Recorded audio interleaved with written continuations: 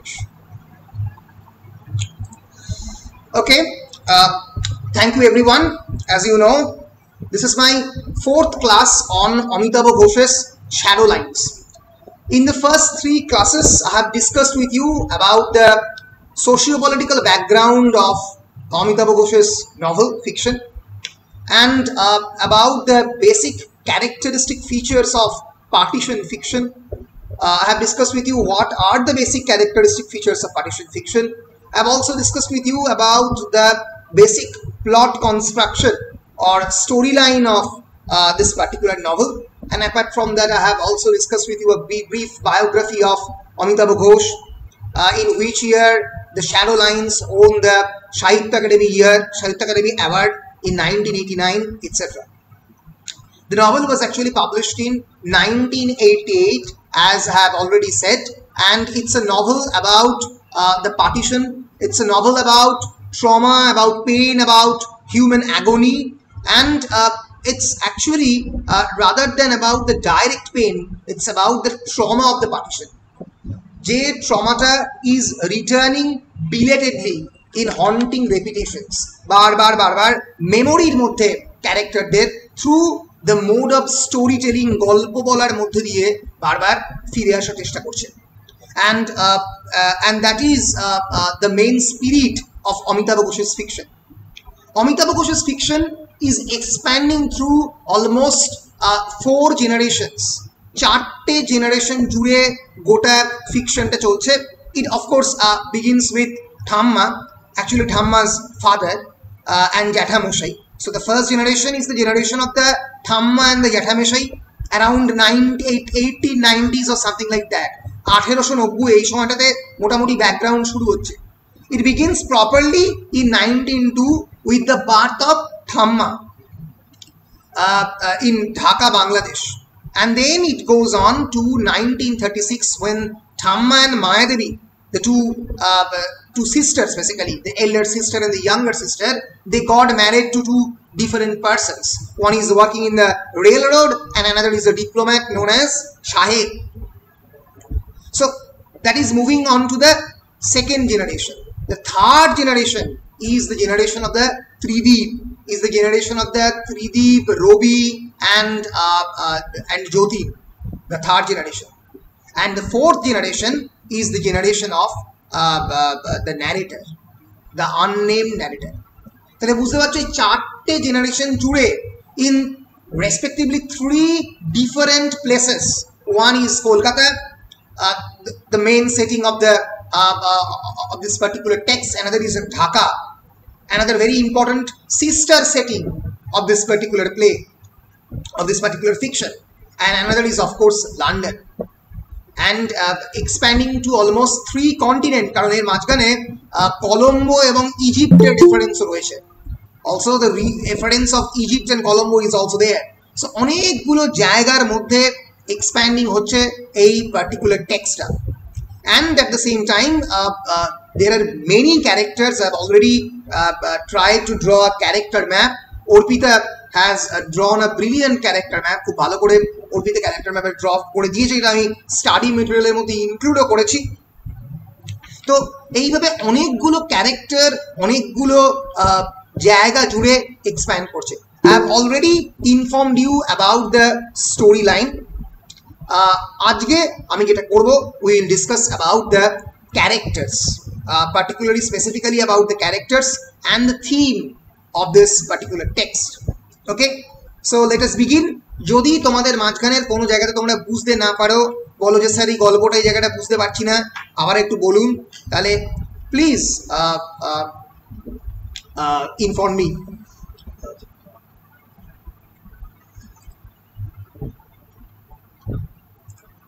এই যে অর্পিতার ছবিটা ক্যারেক্টার ম্যাপ এখানে দেওয়াই আছে.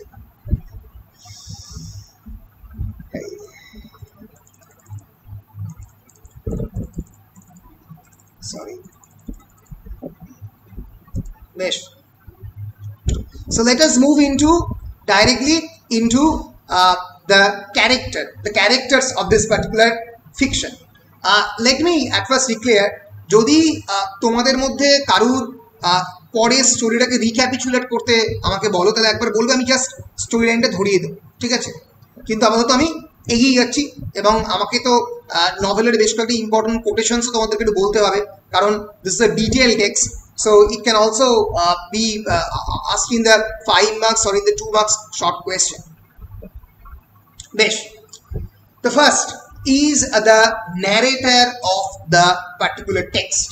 So the narrator of this text is an unanimous narrator, is an unnamed protagonist of this particular text. He was born in Calcutta in the year 1953. Remember the birth year of the narrator, 1953. So narrator lives with his parents, unnamed parents, and his grandmother. The grandmother is named Thamma, another very important character in this particular fiction. And he spends his entire childhood in Calcutta with his favorite maternal uncle, Mama Trideep. And Trideep tells him various stories. As I have already said, stories is a very important factor in this particular text, because stories actually basically tries to concoct imagination. Story through দিয়ে একটা imaginative ওয়ার্ল্ডে narrator ত্রিদীপের কাঁধে ভর করে যেতে পারে গল্পের মধ্যে দিয়ে, and hence the narrator idolizes Trideep's way of living and looking at the world. I have already informed you that Trideep is a cosmopolitan man, because narrator এবং ত্রিদীপের মধ্যে একটা বেসিক ডিফারেন্স রয়েছে. Narrator born in not that financially robust family, but Trideep born in a very financially robust family. ত্রিদীপের বাবা কিন্তু সাহেব, হু ওয়াজ আ diplomat, ফলে বাবার জন্য সে পৃথিবীর বিভিন্ন part of the world, various parts of the globe, be it London, be it Egypt, be it Colombo, বিভিন্ন জায়গাতেই গেছে। And the narrator idolizes Trideep's way of living and looking at the world, which is a problem when the narrator is around his cousin Ila. So narrator এবং ইলার মধ্যে একটা বিরাট বড় difference কি, ইলা is non-imaginative in nature. Ila doesn't able to understand how narrator is associating emotion with stories. Narrator কি করে গল্পের সঙ্গে বিভিন্ন ইমাজিনেশনকে, কি করে ইমোশনকে অ্যাসোসিয়েট করছে সেটাই বুঝতে পারছে না একবারের জন্য ইলা, বিকজ ইলা is so much for Ila actually travel across the world is so much real and is so much natural যে ইলার কাছে পৃথিবীর বিভিন্ন জায়গাতে ঘোরাটা কোনো ফ্যাক্টরি নয়, কিন্তু ন্যারেটরের কাছে সেটা বিরাট বড় ফ্যাক্টর। ন্যারেটরই পৃথিবীর বিভিন্ন ইভেন্ট সম্বন্ধে অ্যাকোয়েন্টেড হচ্ছে with the stories told by Tridip. ত্রিদীপের মুখের গল্প শুনে ন্যারেটর সেটা জানছে। এর ফলেই আমরা দেখতে পাবো এই অলওয়েজ এই যে contrast of the character between ইলা অ্যান্ড দ্য ন্যারেটর, তার ফলেই তাদের ভালোবাসাটা, তাদের একে অপরের প্রতি ভালোবাসা ছিল না শুধুমাত্র ন্যারেটরেরই ইলার প্রতি ভালো ছিল, ওয়ান ডাইমেনশনাল লাভ, ওয়ান ট্রাফিক লাভ, সেটা কোনোদিন অ্যাকচুয়ালাইজ হবে না। It will never be actualized due to this basic difference in the character of Ila and the narrator. Clear? বলো বলো। Concoct imagination মানে কি? Concoct মানে to create, to construct. I concoct stories. Please do not concoct a cock and bull story. Cock and bull story মানে completely unreal story, imaginative story. তোমার cock and bull story মানে হচ্ছে যে গল্পের কোনো মূলত কোনো বাস্তব ভিত্তি নেই, অবাস্তব গল্প বলো না। So that is cock and bull stories. So concocting মানে creating a world of imagination. Okay, বেশ। সো আমরা প্রথম থেকে দেখতে পাচ্ছি এই যে ক্যারেক্টার ডিফারেন্সটা, that will actually serve as a hubris or rather the main tragic point in the relationship between Ila and the narrator. So he, that is the narrator and Trideep, decide that the narrator here, though the narrator loves Ila romantically, he struggles regularly to try to make her see the importance of Trideep's stories. He and Trideep decide that because Ila traveled so much as child, she didn't need to rely on stories like the narrator did. যেটার কথা বলছিলাম। And the quotation from the Shadow Lines, very important quote, I tried to tell her, but neither then nor later, though we walked about it often, did I ever succeed in explaining to her that I could not forget, because Trideep had given me worlds to travel and he had given me eyes to see them with. Very important. Trideep আমাকে imagination দিয়েছে যার কাঁধে ভর করে I am travelling through various worlds, একটা পৃথিবী না অনেকগুলো পৃথিবীতে আমি ঘুরতে পারি, and has given me eyes, multiple eyes to see them. She, who had been traveling around the world since she was a child, already ঘুরছে, would never understand what those hours in Trideep's room had meant to me. আমার কাছে সেই গল্পগুলোর, সেই ঘন্টাগুলোর যে কি মূল্য ত্রিদীপের ঘরে, সে কোনোদিন বুঝতে পারবে না. So when Ila tells the narrator about an English boy named Nick Price, the narrator immediately understands that Nick is his rival for Ila's affection. As I have already informed you, at the age of 9 বছর বয়সে narrator বুঝতে পেরেছে যে ইলার attraction রয়েছে নিক প্রাইসের প্রতি. Eventually yes, কিছু বলবে কেউ? কোনো ক্যারেক্টার কি করতে হবে আনসার, মানে ব্রড কোশ্চেনের জন্য? ব্রড কোশ্চেনের জন্য যে ক্যারেক্টার দুটো করতে হবে, একটা হচ্ছে ন্যারেটর, একটা হচ্ছে ত্রিদীপ. ইম্পর্টেন্ট. আমি ব্রড কোয়েশ্চেনের জন্য কি কি ইম্পর্টেন্ট সেটা আলাদা করে বলে দেবো যে এই তিনটে ইম্পর্টেন্ট. তাও একবার তুমি যখন প্রশ্নটা করলে ব্রড কোয়েশ্চেনের জন্য আমি একবার বলে দিচ্ছি কি কি ইম্পর্টেন্ট. 1 নম্বর ব্রড কোয়েশ্চেনের জন্য খুব ইম্পর্টেন্ট, সেটা হচ্ছে দ্য থিম অফ পার্টিশন. এই কোয়েশ্চেনটা অনেক সময় অন্যভাবেও পড়ে, the theme of trauma. Theme of partition আগের বারে পড়ে গেছে, একবার দেখো, ঠিক আছে? So theme of trauma or Amitav ঘোষের shadow lines as a partition fiction, একটা বড় ইম্পর্টেন্ট কোয়েশ্চেন, লিখে নাও. 2 number important question, the title of the shadow lines. অনেকটা কাছাকাছি ওই শ্যাডো লাইন্সের সিগনিফিকেন্স, এই ব্যাপারটা বলতে হবে. তো যখনই টাইটেল বলতে হবে তখন যে জিনিসটা বলতে হবে সেটা হচ্ছে the theme of the memory and storytelling, যেটা আমি অলরেডি থিমের মধ্যে ঢুকিয়েছি.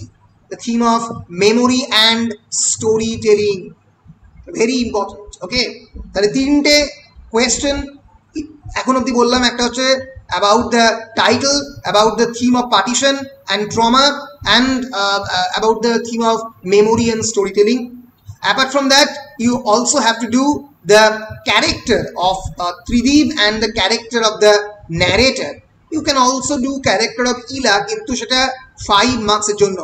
5 মার্কসের জন্য বলো স্যার. বলছি যে বললেন theme of memory and story telling, এটা কি মেমেন্টো মোরি একই? এটা কি আরেকবার? মেমেন্টো মোরি যেটা বলে, মেমেন্টো মরিটা একটু আলাদা. মেমেন্টো মরি মানে বেসিক্যালি মানে মেমোরি, কিন্তু মেমেন্টো মরি কারোর জন্য তৈরি করে, কারণ ধরো কেউ মারা গেলে তার জন্য একটা এপিটাফ যে তৈরি করে তাকে মেমেন্টো মরি বলে. So let us please see what is memento মরি. মেমেন্টো মরি is basically creating some memento, MENTO, কারোর মৃত্যুর পরে বা কিছুর পরে মেমেন্টো মরি. Memento mori is an artistic or symbolic reminder of the inevitability of the death. মৃত্যুর যে ইনএভিটেবল, মৃত্যুর যে অনিবার্যতা, তার কথা আমাদের মেমেন্টো মরি ইমাজিন করিয়ে দেয়. That is memento mori. It's a Latin word, it's a Latin proverb. It means remember that you have to die. তোমাকে একদিন মরতে হবে. এই যে বিভিন্ন সিম্বল অফ স্কাল, সিগারেটের সামনে কেউ খেলে বুঝতে পারবে লেখা আছে একটা বড় সিম্বল, যেটা খেলে মৃত্যু ঘটবে. That is memento mori. It reminds you that you are a mortal creature. It reminds you that about the inevitability of the death. একদিন মৃত্যু আসবে, মৃত্যু অনিবার্য, কিন্তু সিগারেট খেলে আরো তাড়াতাড়ি মৃত্যু আসবে. ক্লিয়ার? বেশ. সো এই হ্যাঁ বলো. হ্যাঁ স্যার, বলছি তাহলে থিম অফ পার্টিশন আর থিম অফ ট্রমার একই আনসার হবে তো? মোরলেস একই আনসার হবে, কিন্তু একটু আলাদা হবে. মানে পার্টিশনে যদি কোয়েশ্চেনটা করে শুরুর দিকে তোমাকে you have to talk about partition itself, about the definitional scope of partition, what is পার্টিশন and how partition impacts Indian English literature. You have to give some 1 or 2 or 3 examples of the partition fiction, like The Ice Candy Man, like The Train to Pakistan, like to Midnight, Salman Rushdie's Midnight Children. বলে তোমাকে বলতে হবে যে how Amitabh Ghosh's Shadow Lines is a indirect partition fiction. It doesn't directly depict partition as the same way Khushbant Singh's Train to Pakistan does, but it tries to capture the memories, the trauma, the pains, the agonies of these characters. এইটা স্বাধীনতার প্রায় 40 বছর বাদেও in the 1980 in fact 15-20 বছর বাদে 1964-এ কিভাবে ত্রিদীপের মৃত্যু ঘটাচ্ছে। এই যে পার্টিশন যেটা ক্রিয়েট করে দিয়ে গেছে, তার ফলে যে কমিউনাল রায়ট, তার ফলে যে কমিউনাল ভায়োলেন্স যেটা ইন্ডিয়ার মধ্যে সার্ভাইভ করছে, যার ফলে ত্রিদীপের মৃত্যু হলো, সেই জিনিসগুলো তোমাকে ছুঁয়ে ছুঁয়ে যেতে হবে in case of partition fiction and in case of. হ্যাঁ বলো স্যার। বলছি যদি এরকম ধরুন আসে যে ত্রিদীপের আইডিওলজি কিভাবে ন্যারেটরকে একটা সেকেন্ড ত্রিদীপ করতে, মানে সেকেন্ড ত্রিদীপে পরিণত করেছিল। হ্যাঁ, খুব ভালো কোয়েশ্চেন। তবে এক্ষেত্রে যেটা হবে, সেক্ষেত্রে অনেকগুলো আনসার মিলবে। সেক্ষেত্রে যেটা ঘটবে সেটা হচ্ছে প্রথমত মেমোরি এবং স্টোরি টেলিংটা থিমটা আসবে, আর তার সঙ্গে সঙ্গে ন্যারেটর এবং ত্রিদীপের ক্যারেক্টার, এই দুটো একসঙ্গে যাবে। ন্যারেটর এবং ত্রিদীপের ক্যারেক্টার আমি একটু পড়াবো, and of course the theme of trauma. Yes sir বলছি ট্রমার রিজনটাও তো স্যার মানে অন্যতম রিজন তো পার্টিশন, তো ট্রমার রিজনটা, ট্রমার এই কনটেক্সটে রিজন হচ্ছে পার্টিশন। আমি একটু পরে যখন বলবো তখন বলবো ট্রমার একটা অন্যতম রিজন হচ্ছে পার্টিশন। যে পার্টিশনের মানে যে মেমোরিটা সেটা বিভিন্ন ক্যারেক্টারদের মধ্যে ফিরে ফিরে ফিরে ফিরে আসে। ঠিক আছে স্যার, তাহলে 5 মার্কস আর 10 মার্কসের জন্য করব তো ব্রডগুলো আমি এখন যে ব্রডগুলো বললাম সবকটা 10 মার্কসের, আর ক্যারেক্টারগুলো সবকটা করবে 5 মার্কসের জন্য। আর কয়েকটা থিম, যেরকম ধরা যাক discuss about the conflict between ঠাম্মা অ্যান্ড দ্য ন্যারেটর, এরকম কোয়েশ্চেন পড়তে পারে। এই কোয়েশ্চেনগুলো 5 মার্কসে পড়ে যাবে, তার বেশি পড়বে না। ওই যেখানে the theme of youth and the maturity বলে যেটা আছে, ওটাই এই 5 মার্কসের কোয়েশ্চেনে পড়বে। বুঝতে পেরেছো? ঠিক আছে, ঠিক আছে, বেশ বেশ। So I am moving into the character analysis এর শেষ করে দিই, নাহলে হবে না। So এই হচ্ছে about the character of the narrator, and when the May enlightens the narrator as to the real cause of Tridip's death in Dhaka, the narrator realizes finally that the terrifying riot he experienced in Calcutta in 1964 was just like the one that killed Tridip in Dhaka. আমি এটা বারবার বলছিলাম, এই নভেলের একটা অন্যতম important characteristic হচ্ছে প্রত্যেকটা ক্যারেক্টারের যে চোখ সেটা খুলছে। প্রত্যেকটা character is actually they are developing their ability to connect history. ইতিহাসটাকে কানেক্ট করার ক্ষমতা এই প্রত্যেকটা ক্যারেক্টারের একটু একটু করে তৈরি হচ্ছে এইগুলো নভেল জুড়ে। এবং যেরকমভাবে ত্রিদীপ রিয়েলাইজ করবে যে কেমনভাবে 1940-র যে প্লেনের যে আক্রমণ, যে সেকেন্ড ওয়ার্ল্ড ওয়ারের যে influence and the affliction of second world war in England, তার সঙ্গে 1960 রায়ট কীভাবে মিলে যাচ্ছে, সে একই রকমভাবে ন্যারেটর বুঝতে পারবে। সে তার স্কুল জীবনে যে রায়ট দেখেছে ইন কলকাতা, তার সঙ্গে 1963 রায়ট যেটা ঢাকাতে হয়েছে, দে আর সেম। এই realisation of history as a wavelength, গোটা হিস্ট্রির যে একটা তরঙ্গ দাগিমার মধ্যে রয়েছে, সেটা প্রথমবার এখানে এরা বুঝতে সচেষ্ট হয়। ক্লিয়ার তো? বেশ। So another very important character is Tridip. Tridip is actually narrator's uncle, maternal uncle, as I've said, and he is about 20 years older and is a very skilled storyteller. So Tridip is 20 years older than the narrator. Remember, 27 বছরের বড়, and সে যখন লন্ডনে গিয়েছিল তখন সে price ফ্যামিলিকে meet করেছিল, and therefrom he develops a kind of relationship with May Price. Tridip is doing a PhD in archaeology. মনে থাকবে? So when Tridip is 27 years old, he begins a correspondence with May, Mrs. Price's daughter. She was an infant when she lived in London. They write for several years, and at one point Tridip writes a long detailed letter about a time he witnessed strangers having sex, and already bolechi, in a ruined cinema hall, and they said that I want to meet you like two strangers in a ruin. Tridipের মৃত্যু ঘটবে, he will eventually sacrifice his life in Dhaka. He is really one of the most important characters in this novel. Moving on to the another character is Ila, narrator's cousin, unimaginative, daughter of Jotin and Queen Victoria. একসঙ্গে relationship তৈরি করবে with নিক price, ন্যারেটরকে ডেসোলেট করবে। পরে আমরা দেখতে পাবো যে ন্যারেটরের সঙ্গে ইলার শেষ দিকে একটা ধরনের এনকাউন্টার হবে, যে এনকাউন্টারে অনেকে বুঝতে পারবে যে হয়তো এই সেপারেশনের পরে ইলার সঙ্গে একটা রিলেশনশিপ ন্যারেটরের তৈরি হতে পারে, এরকম একটা পসিবিলিটি তৈরি হচ্ছে। এইটা দিয়েই নভেলটা শেষ হবে। আমরা দেখতে পাবো ইলা is also very much educated because in a London pub she actually dabbles in Trotskyism in London. লন্ডনের একটা পাবে সে ট্রটস্কিজমের প্রতি আকৃষ্ট হবে। What is Trotskyism? কেউ জানো তোমরা? Have you ever heard of the name of Trotsky? Anyone? TROTSKY দেখিনি আমরা। Trotsky is a famous leftist intellectual come one of the soldiers of Russian Revolution. Bolshevik Revolution A hello, আমি কি connected রয়েছি? Hello, হ্যাঁ sir. আচ্ছা, আবার ইন্টারনেটটা operate করছে না কেন সেটাই ভাবছি। যা বাবা।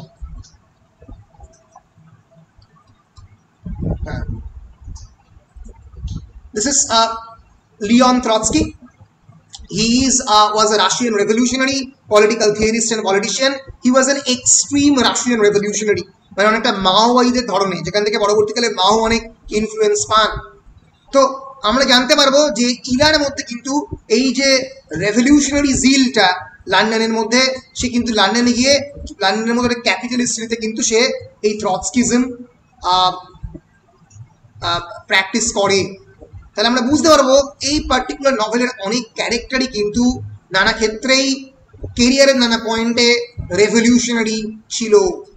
ফর এক্সাম্পল আর একটা ক্যারেক্টার ঠাম্মা। এবার আমি আসছি নভেলের এমন একজন ইম্পর্টেন্ট ক্যারেক্টার যে এই নভেল জুড়ে সব থেকে বেশি ট্রান্সফর্মড হয়েছে, যে সব থেকে বেশি চেঞ্জড হয়েছে। she is of course Thamma, the narrator's grandmother. Thamma was born in 1902 in an undivided family in undivided Bengal. সেই সময় তার প্রথম জন্ম হয়। তো জ্যাঠামশাই তাদের কাছ থেকে বাড়ি কেড়ে নেওয়ার চেষ্টা করে, বাড়ির সামনে পাঁচিল তুলে দেয়, এবং তখন থেকেই আমাদের মাথায় রাখতে হবে ঠাম্মার মনে কিন্তু একটা পার্টিশনের স্মৃতি তৈরি হয়ে গিয়েছিল long before partition, long before the actual partition. কারণ বাড়ির পার্টিশন মানেও তো এক ধরনের পার্টিশন। আমি যদি কালকে দেখি যে আমার বাবা এবং জ্যাঠার মধ্যে একটা ভয়ঙ্কর ঝগড়ার ফলে একটা পার্টিশন ক্রিয়েট হয়েছে, সেটাও তো এক ধরনের পার্টিশন। তো তার মেমোরিও তো আমার মধ্যে থাকবে। তো সেই যে একটা খারাপ মেমোরি, এটা কিন্তু ঠাম্মার মধ্যে কনস্ট্যান্টলি তাকে হন্ট করে বেড়ায়। এবং তারপরে ঠাম্মার রেভলিউশনারি বিভিন্ন অ্যাসোসিয়েশনের সঙ্গে, আর্মড গ্রুপের সঙ্গে যারা বন্দুক চালনা করে তাদের সঙ্গে অ্যাসোসিয়েটেড হয়। But her ideology completely changed when in 1936 she got married to Kolkata and everything changed to her completely. But long after that, the memory of the partition haunts her when she for the first time have actually experienced a death in front of her. যখন সে প্রথম দেখলো যে খুব চোখের সামনে ত্রিদীপের মৃত্যু ঘটলো, সেইটা ঠাম্মাকে সম্পূর্ণরূপে পাল্টে দিয়েছিল। কারণ এবং সেটাই ঠাম্মাকে পরবর্তীকালে পাকিস্তানের এগেন্স্টে যে ওয়ার হয়েছিল, বাংলাদেশ লিবারেশন ওয়ার ইন 1971, সেখানে সমস্ত টাকা দিতে সাহায্য করেছিল ঠাম্মাকে। ঠাম্মা তার জীবনের গয়না টয়না অনেক কিছু বেচে সেখানে সাহায্য করেছিল। সো একটা ভায়োলেন্স মানুষকে কীভাবে চেঞ্জ করে দিতে পারে তার একটা জ্বলন্ত উদাহরণ হচ্ছে ঠাম্মা। আমি ঠাম্মা সম্পর্কে আরো পরে বলবো, কিন্তু আমরা এটাও বলতে পারি যে ঠাম্মার মধ্যে কিন্তু অনেক হিউম্যানিটেরিয়ান ইনস্টিংক্ট রয়েছে, বিকজ ঠাম্মা can choose of course a safe choice. ঠাম্মা নাই যেতে পারতো, ঠাম্মা কলকাতায় থাকতে পারতো, কিন্তু তা না করে কিন্তু ঠাম্মা মুভ করে এবং জ্যাঠামশাইকে, যার সঙ্গে কোনো ধরনের কানেকশন ঠাম্মার নেই, তাকে উদ্ধার করতে সে চলে যায় ঢাকাতে, without taking permission of anybody, without thinking about the risk of her life. She's an old woman, অনেক বয়স, তা সত্ত্বেও সে মায়াদেবী সাহেব সবাই মিলে অ্যাটলিস্ট যায় জ্যাঠামশাইকে উদ্ধার করতে। So that's definitely suggests a humanitarian quality on the part of Thamma, which is a very, though Thamma considers, though Thamma is very traditional, she is very conventional, সে মনে করে ইলা is not a good character, the woman with a good character, চরিত্র নামক ধারণায় ঠাম্মা বিশ্বাস করে, কিন্তু ঠাম্মাকে আমরা এটুকু বলতে পারি she is a sympathetic character, যে কিন্তু she is a victim of the trauma of the partition. Clear?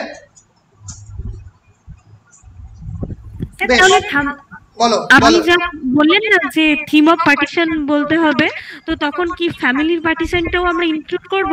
না না না, যখন থিম অফ পার্টিশন লিখবে তখন শুধুমাত্র পলিটিক্যাল যে পার্টিশন তার যে ইনফ্লুয়েন্সটা লাগবে সেটা কথা বলবে। হ্যাঁ, অল্প করে একটা জায়গায় বলতে পারো যে মানে আমরা দেখতে পাচ্ছি এই নভেল জুড়ে যে শুধুমাত্র partition not only on the macro level but also on the micro level.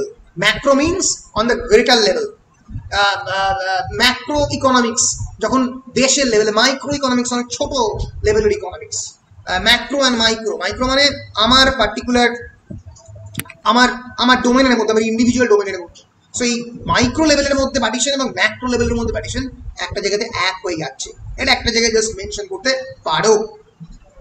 So moving into the another character, May price. Who is May price? May Price is Mrs. Price's daughter. Is May. Who is Mrs. Price? Mrs. Price is the daughter of, bolo ke bolte paro dekhi, Lionel Tresosen. Lionel Tresosen, right? So in this way May Price is also connected with very much connected with Trideep, and amra dekhte pabo je May Price she will eventually fall in love later with Trideep when she is 19, she and Trideep begin a correspondence. এই এজগুলো একটু খেয়াল করবে, তাহলে বুঝতে পারবে যে Trideep মেয়ের থেকে 10 বছরের বড়। Trideep is 29 when they are beginning exchanging this letter, and Trideep proposed her 3 years later. So around when she is 22 or something like that, Trideep proposed her. So that for 4 years the correspondence lasts. So around when 23, Trideep actually proposed her. And then that culminates into her visit to India, and that actually leads to that inevitable tragedy. আমরা দেখতে পাবো যে ট্র্যাজেডিটা already ঘটছে ঢাকার মধ্যে। So মেয়ের সঙ্গে ত্রিদীপ ইন্ডিয়াতে ভেরিয়াস টুরিস্ট সাইট ভিজিট করতে যাবে ইয়াং ন্যারেটরকে নিয়ে, এবং আমরা দেখতে পাবো যে when she reconnects with the narrator in the 1980s, she shares with him her youthful uncertainties about whether or not she loved Trideep and her fears that she killed him. Though he assaults her, she later invites him to have sex after sharing her vision of what happened during the riot. আমরা দেখতে পাবো একটা জায়গাতে ন্যারেটরের সঙ্গে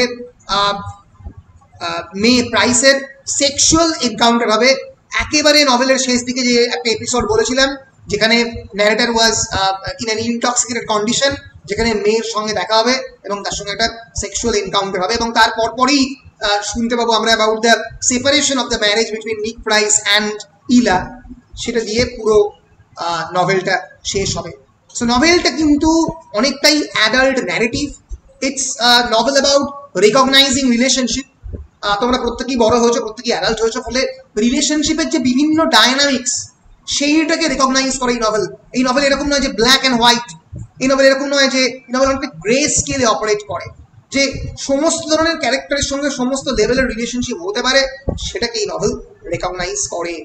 so it's a novel full of flash and the blood, রক্ত মাংসের চরিত্রদের নিয়ে এই নভেল অনেক বেশি পরিমাণে তৈরি, এটুকু আমরা বলতে পারি। Another character, not that important character but variously mentioned, যার থ্রু দিয়ে কিন্তু আমরা বলতে পারি এই Justice Chandrashekhar Dutta Chowdhury family and the family of the Nick Price, এই যে ফ্যামিলিটা এই ঠাম্মার ফ্যামিলিতে কানেকশন হচ্ছে, that is through Mayadevi, because Mayadevi will eventually marry to Shahid.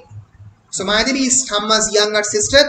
The narrator describes the two women as being like reflections in a looking glass. Reflections in a looking glass মানে, looking glass মানে, what is looking glass? Sir ওই যে বাইকের আয়নাটা ওটাকে তো looking glass বলে, right, পেছনে ফিরে দেখা, পেছন দেখা।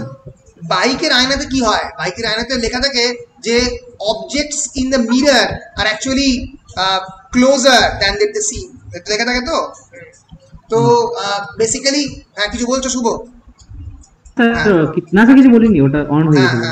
সো যদিও মায়াদেবী এবং অনেকটা ঠাম্মার মধ্যে মিল আছে, কিন্তু সেই মিলটা অনেকটাই অনেক সময় ডিস্টেন্স হয়ে যায়, অনেক জায়গাতেই তার একটা ডিফারেন্স ক্রিয়েটেড হয়, আমরা সেটা দেখতে পেয়েছি বিভিন্ন জায়গা জুড়ে। So she has actually 3 sons, Jotin, Tridib and another is Robi, which is only few years older than the narrator.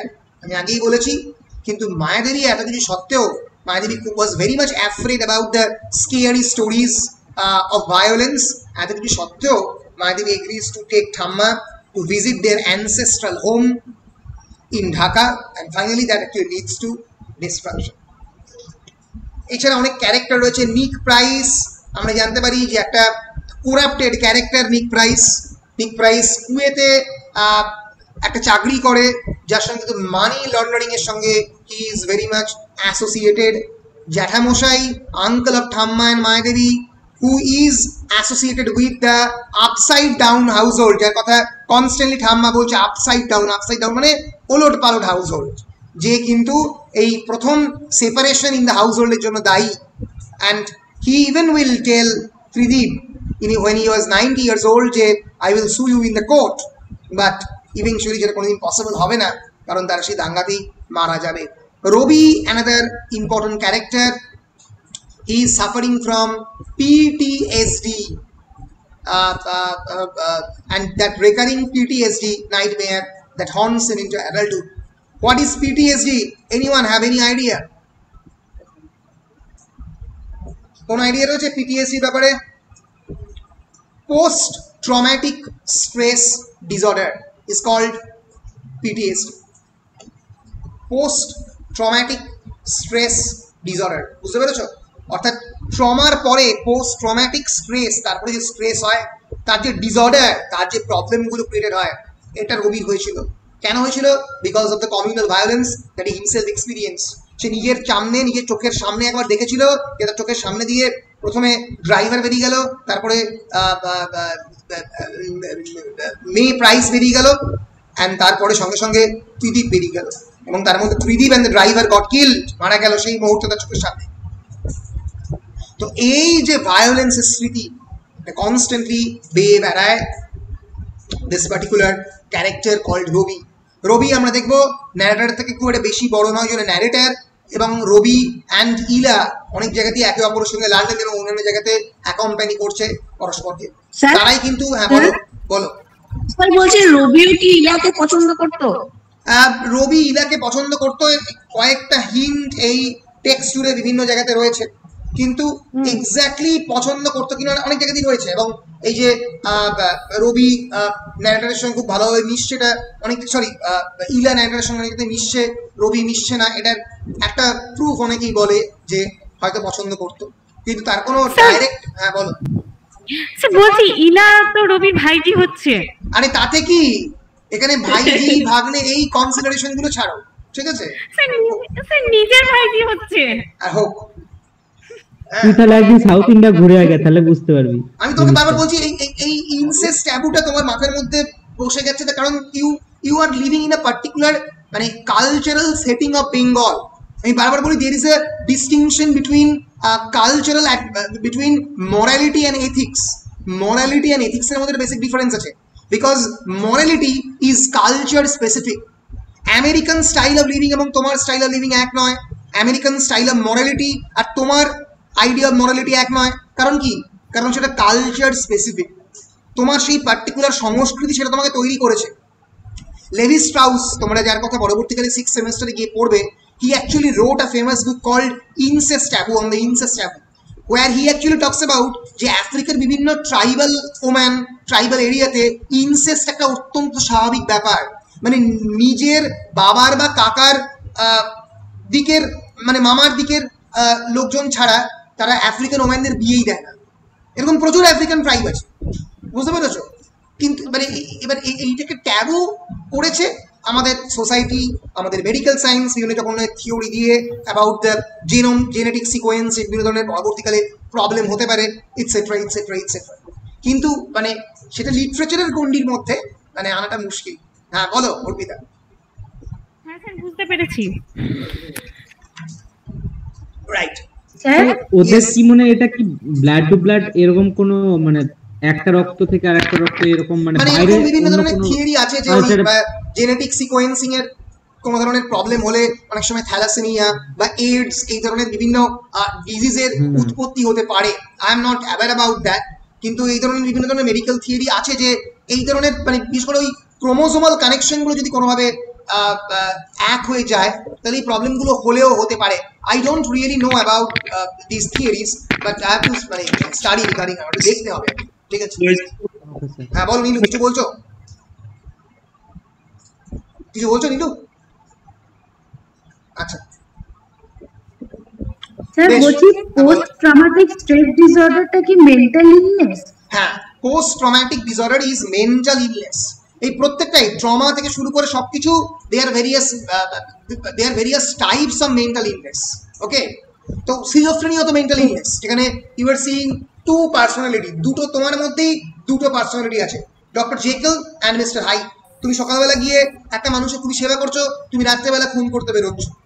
So that is various types of mental illness. Mental ডিসঅর্ডারের একটা বিরাট বড় তালিকা আছে যেটাকে ডিএসএম বলা হয়, list of mental disorder, DSM mental disorder list,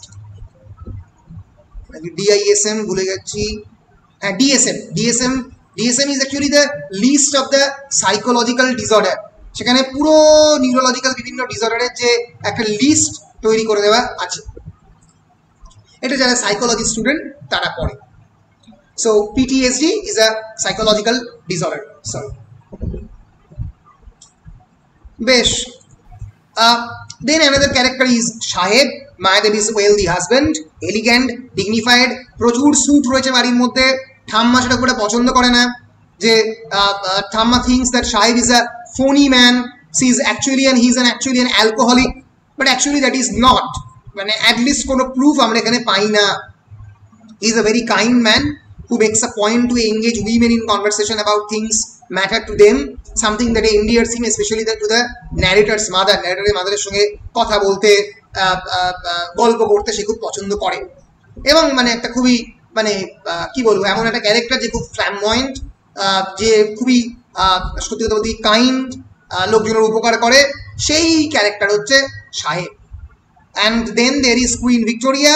Queen Victoria is Ila's mother and wife of Jotin, economist. Queen Victoria is also an economist. She is called Queen Victoria because of her, she actually keeps a number of servants and has a lot of habit of creating silly languages to speak to them, etc., etc., etc. Then the mother of the narrator and the father of the narrator. এছাড়া অনেকগুলো minor character, তার মধ্যে Alan ট্রেসসেন, snipe ওয়াজ Mrs প্রাইসের husband. Mrs প্রাইসের husband হচ্ছে snipe price, যার ফলে price কথাটা প্রথম বেসিক্যালি তার নামের মধ্যে যাবে। Father of the narrator Jatin, Lizzie is a middle aged nurse whom Queen Victoria hires to care for Ila. আমরা আগেই বলেছি তিনজন ক্যারেক্টার, যার মধ্যে একজন মারা যাবে, Dan, Francisca and Mike. Dan will die eventually in that house of Brick Lane. এছাড়া আমরা পাবো মন্টু এবং মালিক বলে দুটো ক্যারেক্টারকে, যারা ন্যারেটরের একজন ফ্রেন্ড ইন নিউ দিল্লি, যারা ন্যারেটরের গোল পার্কের বন্ধু মন্টু। সইফুদ্দিন, খালিল বলে দুটো ক্যারেক্টার, আমরা ইন্ট্রোডিউসড হবো ঢাকাতে। আর Mr justice Chandrashekhar Dutta Chowdhury, the original patriarch of the narrator's family by marriage. By ম্যারেজের থ্রু দিয়ে ন্যারেটরের ফ্যামিলির যে অরিজিনাল প্যাট্রিয়ার্ক সে হচ্ছে মিস্টার জাস্টিস চন্দ্রশেখর দত্ত চৌধুরী। তো এই হচ্ছে মোটামুটি character map of the text of shadow lines. Any questions? প্রশ্ন হলে তার প্রশ্ন নিয়ে তারপরে আমি থিমে যাব। বলো, এনি কোয়েশ্চেন্স? স্যার ন্যারেটর কোন বিষয়ের উপর পিএইচডি করেছিলেন? That is unmentioned. I think হিস্ট্রির উপরে পিএইচডি করতে গিয়েছিল। হিস্ট্রি মেনশন করা হয়েছে হিস্ট্রির উপরে, হিস্ট্রি আর ত্রিদিব অন আর্কিওলজি।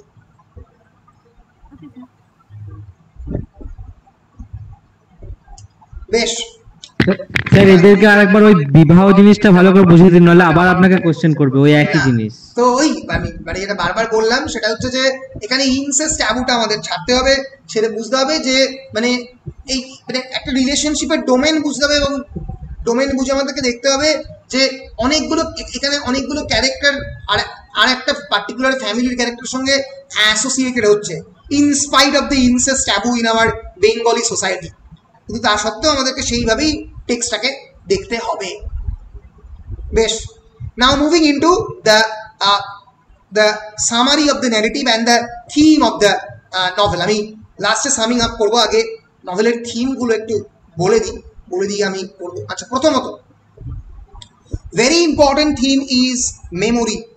আমরা দেখবো গল্পতের বিভিন্ন জায়গাতে this theme of memory as well as the idea of story telling, the idea of the reality, এগুলো সব জায়গাতে আসতে, বাস্তব, গল্প, সত্যি, স্মৃতি এক একটা জায়গা থেকে যেন মিলিয়ে যাচ্ছে, এবং এই যে মিলিয়ে যাচ্ছে এটাই শ্যাডো লাইনস ক্রিয়েট করছে। So as we are seeing that memory is a very important motivating factor, এই নভেলের ক্ষেত্রে অত্যন্ত important motivating factor. How? Because some of the characters of the novel like Tridip for example is living on the stories, on the story telling, গল্পের ওপরে দাঁড়িয়ে রয়েছে। Narrator সেই ত্রিদীপের গল্পের প্রতি এতটাই অ্যাট্রাক্টেড, সে সেই গল্পের ওপরে দাঁড়িয়ে রয়েছে। ঠাম্মা কিন্তু একমাত্র গল্পে বেঁচে নেই, কিন্তু ঠাম্মা এক ধরনের গল্পে বেঁচে আছে বিকজ অফ আ ট্রমা। ত্রিদীপের মৃত্যুর পরে ঠাম্মা ডাজন্ট রিমেন দ্য সেম, বারবার ন্যারেটিভ জুড়ে বলা হয়েছে ঠাম্মার এক নেই, ফলে ঠাম্মাও কিন্তু ওই মেমোরিটাকে ক্যারি করছে। ফলে এই নভেলের একটা খুব ইম্পর্টেন্ট থিম হচ্ছে মেমোরি। ইনফ্যাক্ট যে কোনো partition fiction, what is trauma এটা যদি একটু বলেন। Yes, I have already told it many times, আর একবার ভালো করে বলে দিচ্ছি। ট্রমা জিনিসটা ভালো করে বুঝে নাও, আমি মুখে বলছি আগে, তারপরে দেখাচ্ছি। Trauma is different from the pain in the sense that trauma registers belatedly in the neurobiological system. আমি তোমাকে চড় মারলাম, তুমি আমাকে চড় মারলে, আমি চড় খেলার পরে কি হবে? আমার ব্যথা হবে naturally. Why? Because our hands and our entire body system has many neurons, nerve endings, যেটার ইনফরমেশন প্রসেসিং সিস্টেম হিসেবে আমার ব্রেনে নিউজটাকে পৌঁছে দেবে। তাই তো পেনের মেন কাজ। Pain is basically a biological response creating system. হাত দিলে গরমে হাত সরিয়ে নিতে, কেন? কারণ গরম লাগলো হাতে। ক্লিয়ার? এবার যদি এরকম হয়, তোমাকে চড় মারলাম, তোমার গায়ে লাগলো না চড়, তাহলে that is known as pain asymbolia or dissociative pain syndrome. মারলাম, লাগলো না, তোমার নার্ভ এন্ডিংগুলো প্রপারলি কাজ করছে না। ট্রমা কিন্তু তা নয়। Trauma is basically when I hit you, তোমার হয়তো লাগছে, কিন্তু সেই লাগাটা বারবার ফিরে আসছে থ্রু ইউর মেমোরিজ।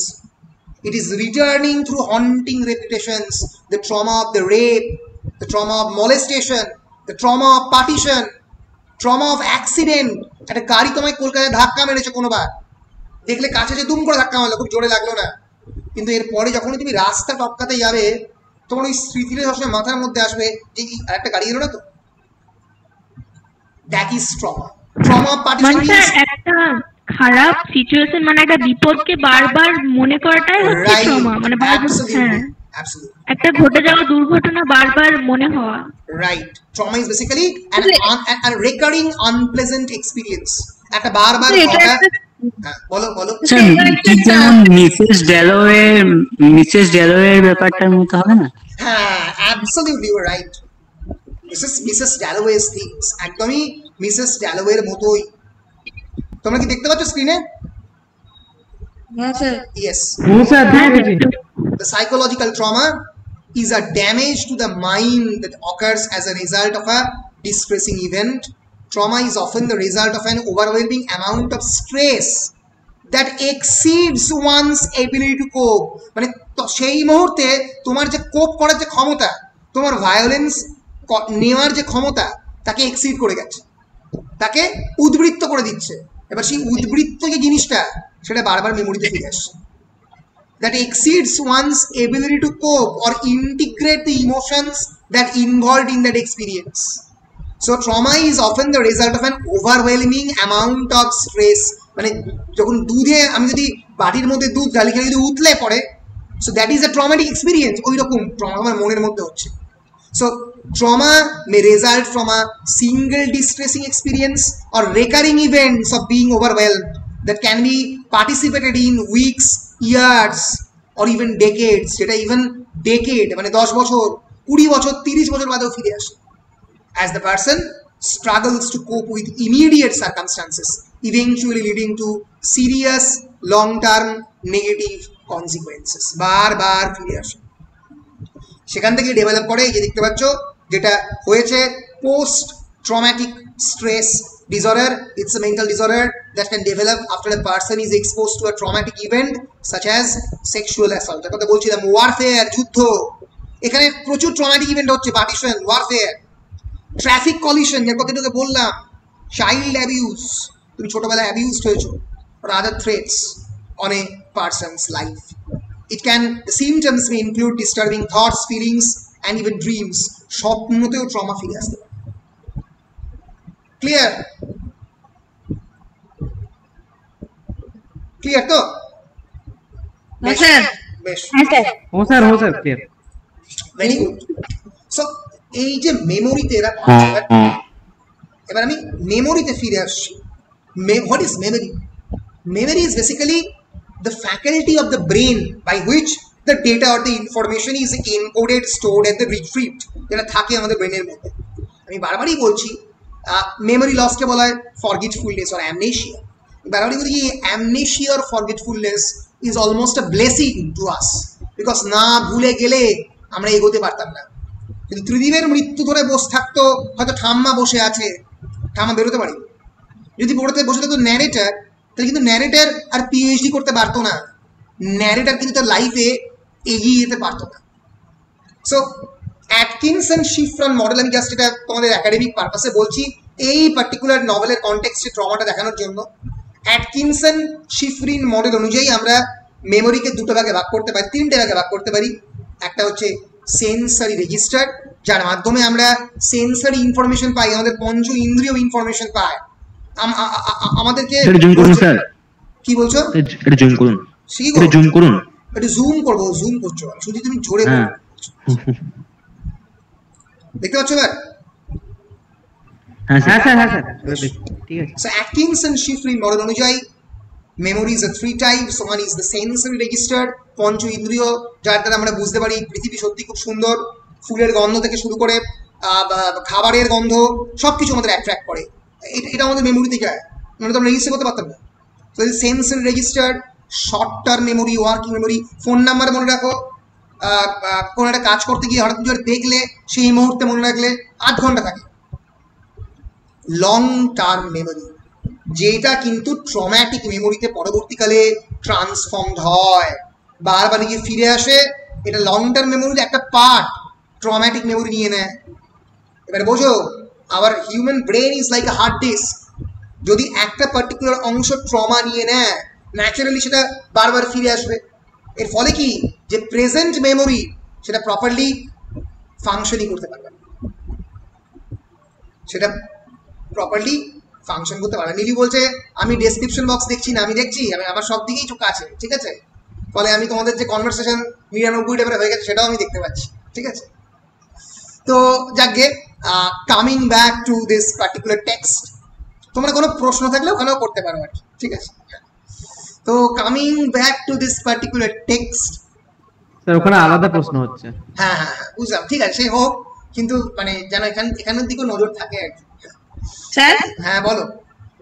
স্যার বলছি আমাদের যেটা হিউম্যান মাইন্ড বা হিউম্যান হার্ট যাই বলুন, ওখানে হ্যাপি মেমোরি কিন্তু অ্যাকচুয়ালি খুব শর্ট টার্মের জন্য থাকে, দুঃখের মেমোরি গুলোই লং টার্মে থাকে। রাইট, হ্যাপি মেমোরিজ শর্ট টার্মের জন্য থাকে, কিন্তু আমাদের অনেক সময় যেটা হয়, আমাদের মানে বিভিন্ন মানে লাইফ চেঞ্জিং ইভেন্ট সেগুলো কিন্তু আমাদের মনে থাকে। যেরকম আমরা যখন প্রথম চাকরি পেয়েছিলাম, তোমার কিন্তু মনে থাকবে যেদিন তুমি চাকরি পেয়েছো, তোমার প্রত্যেকটা দেখো, তোমার রেজাল্ট বেরোবার দিন থেকে শুরু করে তুমি দেখলে তুমি চাকরিতে গেলে প্রথমবার, এটা তোমার পুরো মনে আছে। তোমার প্রথম স্কুলের মেমোরি, তুমি প্রথম স্কুলে গেছো, তোমার মোটামুটি মনে আছে। তোমার হায়ার সেকেন্ডারি রেজাল্ট মনে আছে। সো তোমার লাইফের ইম্পর্টেন্ট ঘটনাগুলো মনে থাকবে।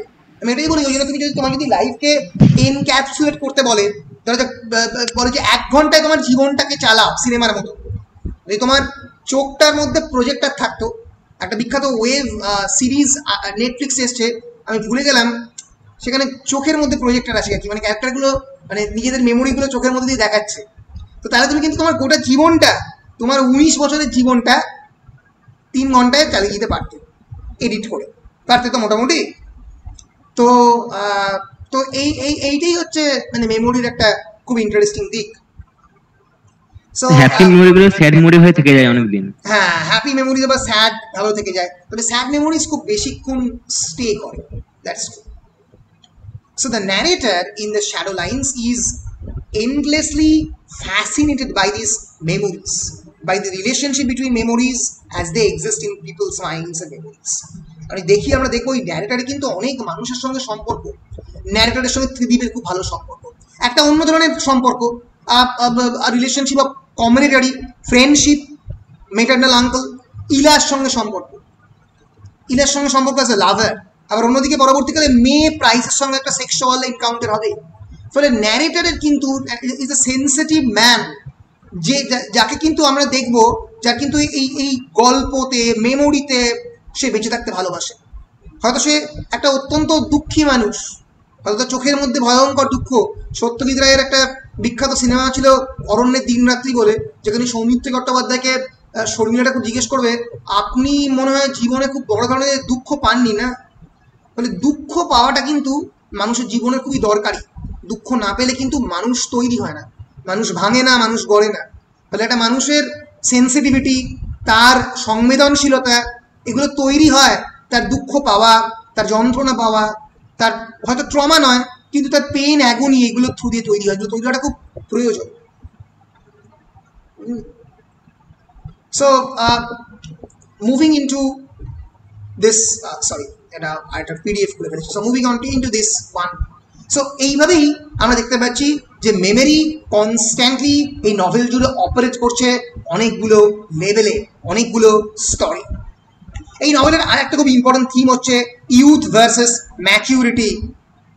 কারণ আমরা এই নভেলে দেখতে পাবো 4টে জেনারেশন জুড়ে এই নভেল অপারেট করছে, এবং এই family history that will actually reach a particular point of emotional maturity. আমরা দেখবো যে the idea that understanding one's family history allows a person to reach a point of emotional maturity. Narrator যে বুঝতে পারছে এই পুরো টাইম লাইনটাকে, যে কেমনভাবে এই ম্যাক্রো লেভেলে সেপারেশন, মাইক্রো লেভেলে জ্যাঠামশাইয়ের বাড়িতে সেপারেশন, ত্রিদীপের মৃত্যু, তার যে কলকাতায় যে রায়াত, এই যে কানেক্ট করছে, that suggests actually the emotional maturity on the particular character. কিন্তু অন্যদিকে আমরা দেখবো এই নভেলের যারা ওল্ড ক্যারেক্টার, যারা জ্যাঠামশাই, তারা কিন্তু রিলেটিভলি ম্যাচিওর। 90 বছর বয়সেও হয়তো মেন্টাল ইলনেসের কারণেই সে বলছে তোমাদেরকে কোর্টে দেখে নেব। তার মানে কি, সে মুভ আউট করতে পারেনি, সে তার ওল্ড মেমোরিজ থেকে বেরিয়ে আসতে পারেনি। ন্যারেটার কিন্তু পেরেছে। ন্যারেটার ভয়ঙ্করভাবে গল্পতে বাঁচলেও সে কিন্তু গল্পটাকে নিজের মধ্যে ইন্টারনালাইজ করেছে, করে পুরোনো গল্পকে সঙ্গে নিয়ে আবার নতুন গল্পের দিকে মুভ করেছে। এটা কিন্তু ঠাম্মাও পারেনি, জ্যাঠামশাইও পারেনি। আমরা দেখছি এই গল্পের যারা রিলেটিভলি ওল্ডার পার্সনস, যারা একটু বয়স্ক, এদের বয়স হয়েছে, তারাও কিন্তু মানে তারা কিন্তু রিলেটিভলি ইয়াঙ্গারদের থেকে অনেক বেশি ইমোশনালি ম্যাচিওর। ইয়াঙ্গার পিপল কিন্তু ইমোশনালি অনেক বেশি ম্যাচিওর, স্পেশালি দ্য ন্যারেটার। এটা আমরা কিন্তু এই নভেলের কনটেক্সটে দেখতে পেয়েছি। And overall Ghosh presents youth and childhood as a period of both blissful innocence and shocking anxiety inducing uncertainty. এই চাইল্ডহুডেই কিন্তু ত্রিদীপের মৃত্যুর খবর চেপে যাওয়া হয়েছে ন্যারেটারের কাছে, বলছে অ্যাক্সিডেন্টে মারা গেছে।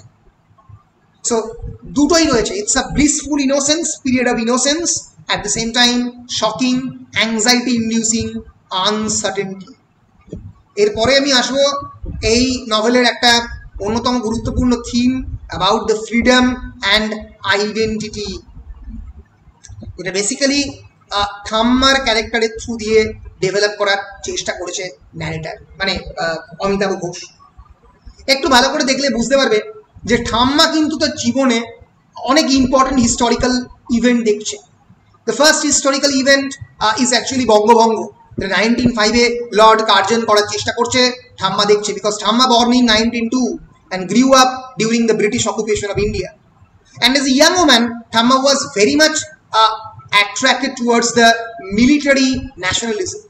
She believed that there was nothing more important than securing a freedom from the British rule.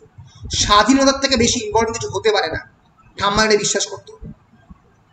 But despite being so intent on this freedom, as a young woman, when partition happens 1947-এ, তখন ঠাম্মার কাছে এটা খুবই কম মানে ছিল, কোনো মানে ছিল না, because Thamma was very much busy in working and raising the family.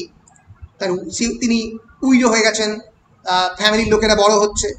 এরপরে আমরা দেব যখন 62 বছর বয়স ঠাম্মা যখন ঢাকাতে যাবে এবং ত্রিদীপের মৃত্যু ঘটবে, তখন ঠাম্মা প্রথমবার বুঝতে পারবে, she will realize the implications of the colonies division. যে ডিভিশন ঠাম্মা ছোটবেলায় দেখেছে তার বাড়ির মধ্যে, তার ইমপ্লিকেশন ঠাম্মার মধ্যে হয়নি। সেই প্রথম দেখে ত্রিদীপের মৃত্যু, ঠাম্মার মধ্যে একটা চেঞ্জ আসবে। While she identifies proudly as an Indian and Hindu woman, the fact that she was born in Dhaka means that in the light of the current borders, she was born in East Pakistan. তার জন্মেছিল মানে নিয়ম অনুযায়ী যে east পাকিস্তানে জন্মেছে, a Muslim majority country। সেজন্য বারবার যখন ঠাম্মা ঢাকাতে যাচ্ছে, বারবার সে খোঁজার চেষ্টা করছে কাঁটা তারের বেড়া, বলছে কোনো বেড়া তো নেই দু একটা জায়গায়, যে মানে দুটো মানে এই যে ঠাম্মার মনের মধ্যে যে একটা কনস্ট্যান্ট কনফ্লিক্ট, দুটো বাড়ি যখন ডিভাইড হয় তখন মধ্যে একটা পাঁচিল উঠে যায়, কিন্তু এখানে তো যখন দুটো দেশ ডিভাইড হচ্ছে হয়তো পাঁচিল উঠেছে, সব জায়গায় তো পাঁচিল নেই। বলছে আমি সেই কংক্রিট পাঁচিল তো দেখতে পেলাম না। তো এই যে কনস্ট্যান্ট ডিভিশন খোঁজার চেষ্টা, সেটা ঠাম্মার ছোটবেলাকার যে স্মৃতি তার মধ্যে রয়ে গেছে, বলে বারবার সেটাই কিন্তু ঠাম্মাকে এই পলিটিক্যাল ফ্রিডম যে খোঁজার দিকে ঠেলে দেবে। সেজন্যই ঠাম্মা ডোনেট করবে তার মানে একটা বড় গয়নার পরিমাণ আর কি টু দ্য গভর্নমেন্ট, যেটা দিয়ে আর কি ঠাম্মা ফাইনালি ইন্ডিয়ান আর্মিকে হেল্প করার চেষ্টা করবে। So this nationalism which reaches its height after Trideep dies on a trip to Dhaka leads Thamma to sell her beloved gold chain to fund the Indian fight against the Pakistan. So এইভাবে constantly যে ধর্মের যুদ্ধের যে ট্র্যাপের মধ্যে ঠাম্মা কিন্তু পড়ে যাবে। মানে কোনোদিনই আমাদের মাথায় রাখতে হবে যে could blood be wash with blood, blood কিন্তু ব্লাড দিয়ে তোলা যায় না, মাডকেও মাড দিয়ে তোলা যায় না। Could mud be wash with mud, Swami Vivekananda বলে গেছেন যে কাদা দিয়ে কোনোদিন কাদাটাকে পরিষ্কার করা যায় না।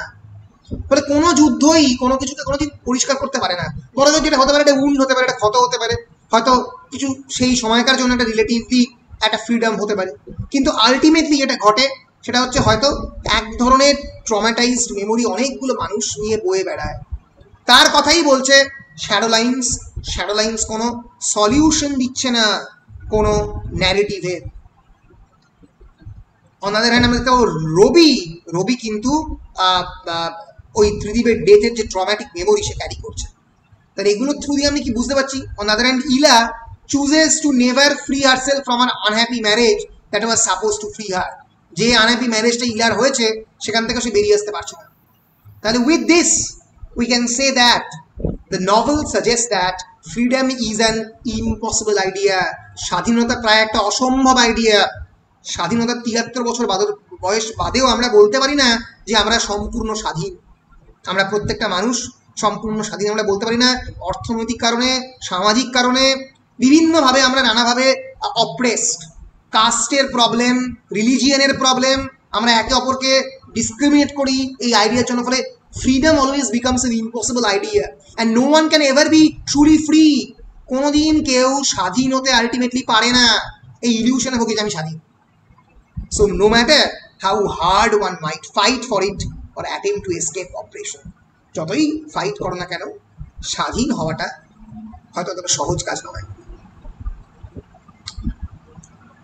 সো ঠাম্মার একটা জীবনের কোটেশন এখানে দিয়ে দিই, খুবই ইম্পর্টেন্ট কোটেশন। এই মাইক্রোসফট ওয়ার্ড 21 পাতায় আছে, she hates nostalgia.